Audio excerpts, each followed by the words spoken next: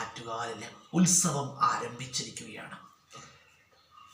അതുപോലെ തന്നെ ആറ്റുകാൽ പൊങ്കാല എന്ന് പറയുമ്പോൾ നമുക്കറിയാം, ലോകത്തെ ഏറ്റവും കൂടുതൽ ആളുകൾ എത്തിച്ചേരുന്ന ഒരു ഉത്സവമാണ്.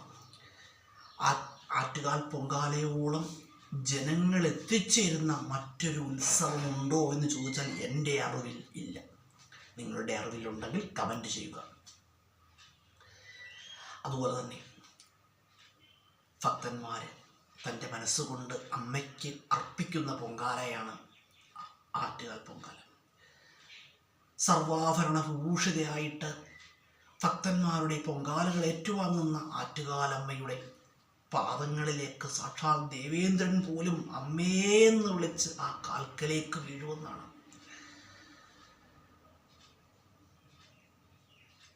ആറ്റുകാൽ ശ്രീലകത്തും സർവചരാചരങ്ങളിലും അടിയൻ്റെ ഹൃദയത്തിലും കുടികൊള്ളുന്ന ലോകമാതാവായ ആറ്റുകാലമ്മയുടെ പാതാരവിന്ദങ്ങളിൽ അനന്തനന്തനന്തകോടി